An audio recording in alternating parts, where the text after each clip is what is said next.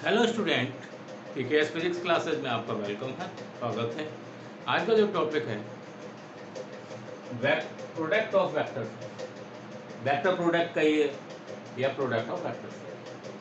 अब हम जानते हैं कि फिजिकल क्वांटिटी, स्केलर क्वांटिटी होती है। दो टाइप की फिजिकल क्वांटिटी होती है, एक तो स्केलर बताया था मैंने पहले, और दूसरा वेक्टर। स्केलर वह क्वांटिटी होती है जिसमें डायरेक्शन नहीं होता, और वेक्टर वो क्वांटिटी होती है जिसमें डायरेक्शन का पता होता है। वो ऑलरेडी हम डिस्कस कर चुके हैं।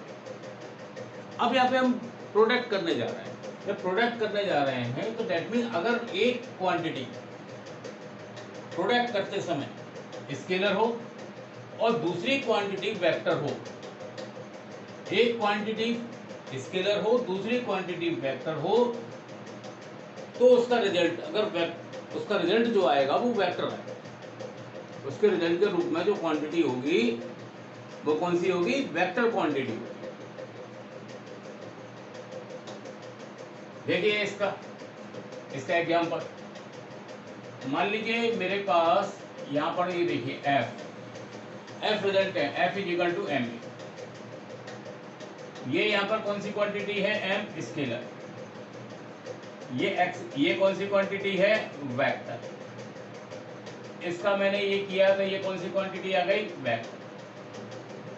दैट मीन्स यहाँ पे आपको समझाया कि स्केलर मैंने स्केलर के रूप में मास लिया, वेक्टर के रूप में मैंने एक्सीलरेशन लिया। इन दोनों का जब प्रोडक्ट किया जा रहा है तो उसका रिजल्ट यानी जो आया है वो रिजल्ट यहाँ पे क्या है? फोर्स।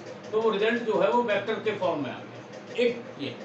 दूसरा मैं ये कह रहा हूँ कि मैं एक स्केलर क्वांटिटी और दूसरी वेक्टर क्वांटिटी ना लूँ, दोनों ही क्वांटिटियों को मैं वेक्टर क्वांटिटी लूँ। दोनों ही क्वांटिटियों को मैं फर्स्ट को भी वेक्टर लूँ, सेकंड को भी वेक्टर लूँ।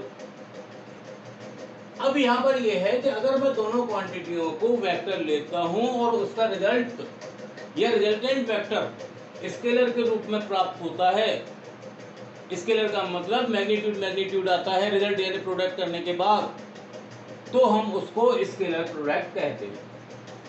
दूसरी बात, अगर हम दोनों ही क्वांटिटी जो वेक्टर हैं और उनका रिजल्टेंट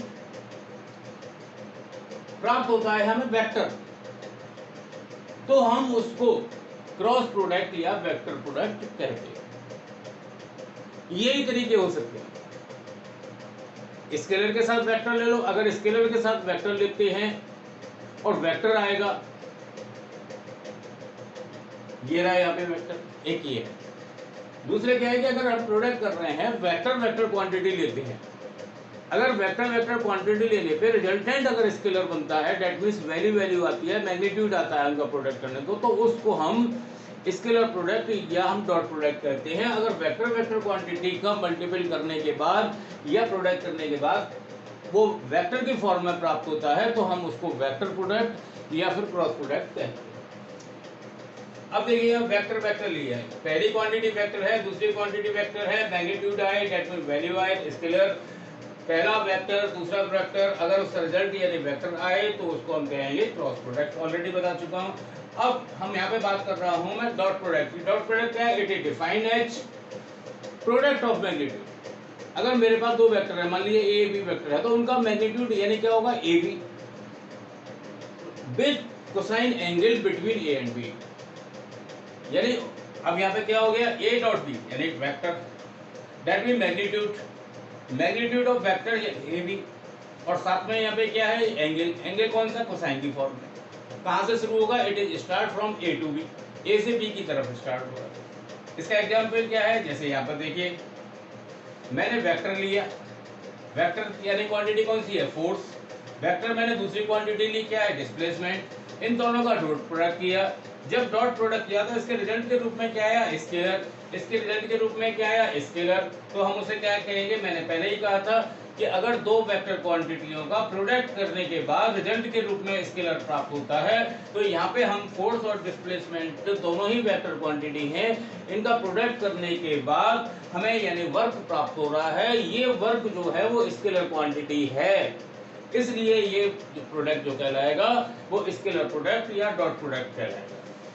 मान लीजिए यानी F मान लीजिए 3 न्यूटन है और यानी डिस्प्लेसमेंट मान लीजिए 2 मीटर है, और इन दोनों के बीच में जो एंगल बन रहा है वो 60 डिग्री है, तो work is equal to magnitude रखा उसका यानी 3, दूसरी को यानी मैग्नीट्यूड रखा 2, और उनके एंगल की वैल्यू जो रखी हमने 1/2, 2 से 2 कैंसिल हो गया, दैट मीन्स 3 यहाँ पे जूल आया।